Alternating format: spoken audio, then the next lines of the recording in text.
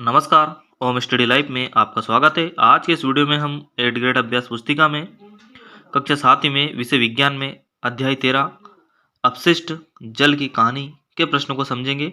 तो आइए वीडियो को शुरू करते हैं। इससे पहले अगर आप चैनल पर नए हो तो चैनल को सब्सक्राइब कर ले, जिससे कि आगे की वीडियो की सूचना आप तक पहुँच सके। तो देखेंगे आगे हम पाठ की पूर्व तैयारी। निम्न रेखा चित्र के वाक्य में नीचे दिए गए शब्दों को लिखकर पूर्ण करो। नालियों का पानी, काले रंग, झाग से भरपूर, अपशिष्ट जल। तो अपशिष्ट जल नालियों का पानी से मिलकर अपशिष्ट जल बनेगा, काले रंग का, झाग से भरपूर। तो अगला देखेंगे हम। अब इस रेखा चित्र को पूर्ण करो, निम्नलिखित शब्दों का प्रयोग करो। वाहित मल से कार्बनिक अशुद्धियां, अकार्बनिक अशुद्धियां, जीवाणु, सूक्ष्म जीव। अगला प्रश्न, रिक्त स्थानों की पूर्ति दिए गए विकल्पों में से चुनकर कीजिए। तो यहाँ पर विकल्प दिए हैं, इस विकल्पों से हमें चुनकर हमें करनी है। झाग से भरपूर तेल मिश्रित काले भूरे रंग का जल जो सिंक, शौचालय, लाडरो आदि से नालियों में जाता है अपशिष्ट जल कहलाता है। विश्व जल दिवस 22 मार्च को मनाया जाता है।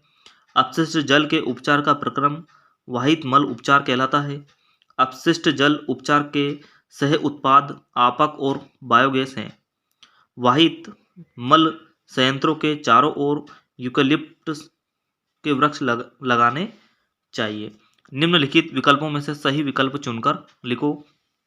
पहला प्रश्न है, अपशिष्ट जल में उपस्थित कपड़ों के टुकड़ों, डंडियों, डिब्बे, प्लास्टिक के पैकेट, नैपकिन जैसे बड़े साइज के सदूशक अलग कर सकते हैं किससे हम? ऑप्शन सी से, सलाका, छन्ने, बार, स्क्रीन से।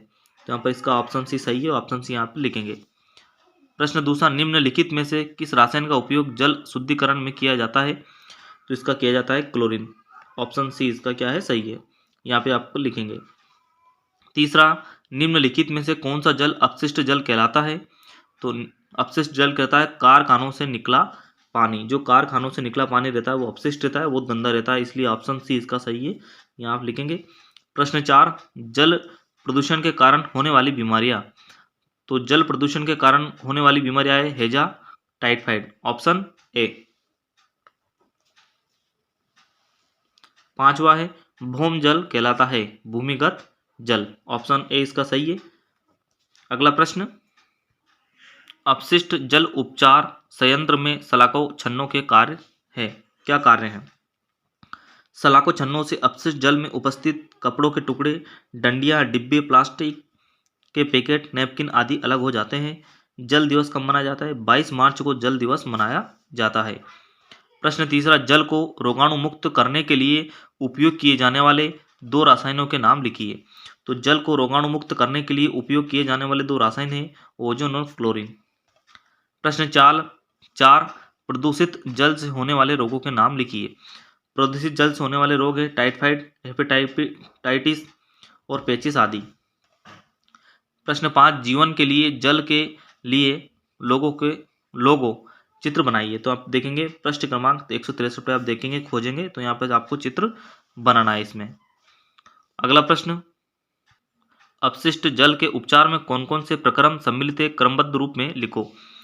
सलाका छन्ने द्वारा अपशिष्ट जल को छानना, ग्रिट व बालू को अलग करना। प्रश्न 7, यदि अशुद्ध जल पीने के लिए उपयोग किया जाए तो क्या होगा, लिखो। अशुद्ध जल पीने से बैक्टीरियल संक्रमण हो सकता है, दस्त, पेचिस, पोलिया जैसी बीमारी हो सकती हैं। 8वां प्रश्न, शुष्क आपांक का उपयोग कहाँ किया जाता है? तो शुष्क आपांक का उपयोग खाद के रूप में किया जाता है। प्रश्न 10, तेल और वसाओं को नाली में क्यों नहीं बहाना चाहिए, समझाइए। तेल और वसा को नाली में नहीं बहाना चाहिए। पाइपों में परत जमकर उन्हें अवरुद्ध करते हैं। खुली नाली में वसा मृदा के रंध्रों को बंद कर देते हैं। लघुत्तरीय प्रश्न, वाहित मल क्या है? अनुपचारित वाहित मल को नदियों अथवा समुद्र में विसर्जित करना हानिकारक क्यों है, समझाइए। तो इसको देखेंगे हम। घरों, उद्योगों, कृषि कार्य, खेतों और अन्य मानव क्रियाकलापों में उपयोग किया हुआ अपशिष्ट जल वाहित मल कहलाता है। अनुपचारित वाहित मल को नदियों अथवा समुद्र में विसर्जित करने से जल प्रदूषित हो जाता है, जिससे नहाने से त्वचा संबंधी रोग तथा पीने से पेट संबंधी बीमारियां उत्पन्न होती हैं। प्रश्न 12, अपांग क्या है, समझाइए कि इसे कैसे उपचारित किया जाता है। अपांग अपशिष्ट जल का सह उत्पाद है। यह मल जैसा ठोस अपशिष्ट है। टंकी की पेंदी में एकत्रित संक्रियत अपांग में लगभग 97% जल होता है। जल को बालू द्वारा बनाए गए शुष्कन तलों द्वारा अथवा मशीनों द्वारा हटा दिया जाता है। इससे अपांग शुष्क हो जाता है। इसका उपयोग खाद के रूप में करते हैं। आगे वो लिखा, जगह नहीं इसलिए पेंच में लिखा। कार्बनिक पदार्थ और पोषक तत्व पुनः मृदा में चले जाते हैं। प्रश्न 13, कृमि प्रसंस्करण शौचालय क्या है, अपने शब्दों में लिखिए। देखेंगे इसे हम। भारत में ऐसे शौचालय की रूपरेखा का परीक्षण किया गया जिसे मानव मल को केंचुए द्वारा उपचारित किया जाता है। यह तकनीकी मानव मल के सुरक्षित प्रसंस्करण के लिए आदर्श सिद्ध हो सकती है, क्योंकि इनका उपयोग में जल की बहुत कम मात्रा की आवश्यकता होती है। शौचालय का संचालन बहुत सरल और स्वच्छ है। प्रश्न 14 का वाहित मल निपटान की वैकल्पिक व्यवस्था से आप क्या समझते हैं, लिखिए। तो वाहित मल निपटान की वैकल्पिक व्यवस्था स्वच्छता की स्थिति सुधारने के लिए कम लागत के यथास्थान वाहित मल निपटान तंत्रों को बढ़ावा दिया जा रहा है। इसके कुछ उदाहरण सेप्टिक टैंक, रासायनिक शौचालय, कंपोस्टिंग पिट आदि का उपयोग किया जाता है। सेप्टिक टैंक उन स्थानों के लिए उपयुक्त हैं जहां मल वहन की व्यवस्था नहीं है, जैसे अस्पताल, अलग अलग बने भवन अथवा 3 से 4 घरों के समूह। अगला प्रश्न, प्रश्न 15, स्वच्छता के संदर्भ में एक सक्रिय नागरिक के रूप में अपनी भूमिका को समझाइए। अपशिष्ट पदार्थों की मात्रा और उनकी विविधता को कम करने का प्रयास करना चाहिए। दूसरा, अपने आसपास सार्वजनिक स्थानों और सड़कों पर फैले हुए कूड़े कचरे के ढेरों की जानकारी नगर पालिका अथवा ग्राम पंचायत को देनी चाहिए। दीर्घ उत्तरी प्रश्न, प्रश्न नंबर 16, अपशिष्ट जल से स्वच्छ जल प्राप्त करने के प्रक्रम में सम्मिलित चरणों का संक्षेप में वर्णन करिए। स्वच्छता की कमी और संदूषित पेयजल अनेक रोगों को जन्म देते हैं। हमारी जनसंख्या का बहुत बड़ा भाग खुले स्थानों, नदी के किनारों, रेल की पटरियों, खेतों, जल स्रोतों आदि में ही मल त्याग करते हैं।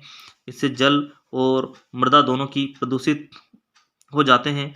इससे दुर्गंध फैलती है तथा अनुपचारित मल पर विभिन्न रोगाणु पनपते हैं, जिससे अनेक रोग पनपते हैं।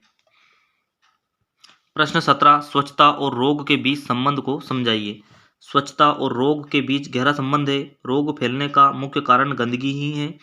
रोगाणु गंदगी में पनपते हैं और गंदगी के माध्यम से ही हम तक पहुंचते हैं।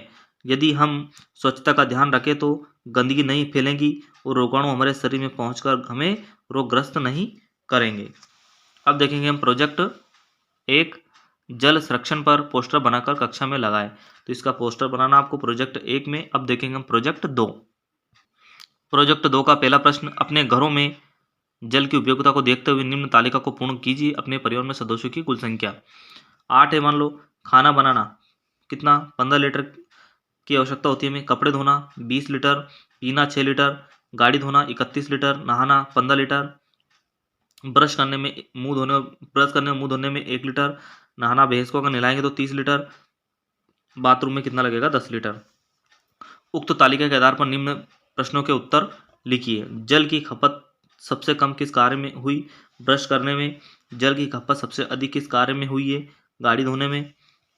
तीसरा प्रश्न है, उपयोग के पश्चात ऊपर उपयोग किए हुए जल का पुनः उपयोग कहाँ कहाँ कर सकते हैं। खाना बनाने और गाड़ी धोने से निकला पानी से हम पुनः पेड़ों को पानी दे सकते हैं। हम पेड़ों में मतलब पानी जो बचा है उसे हम पेड़ों में डाल सकते हैं।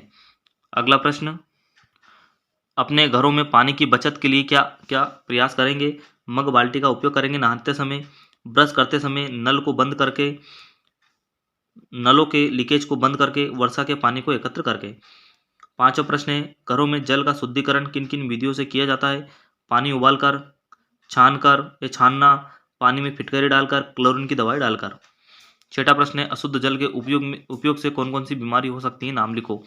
अशुद्ध जल के उपयोग से हैजा, टाइफाइड, हेपेटाइटिस आदि रोग हो सकते हैं। तो आज के इस वीडियो में हमने विज्ञान के प्रश्नों को समझा। आई होप अगर आपको वीडियो अच्छा लगा हो तो लाइक कीजिए, चैनल पर नए हो तो सब्सक्राइब कीजिए। मिलते हैं अगले वीडियो में, जब तक के लिए जय हिंद।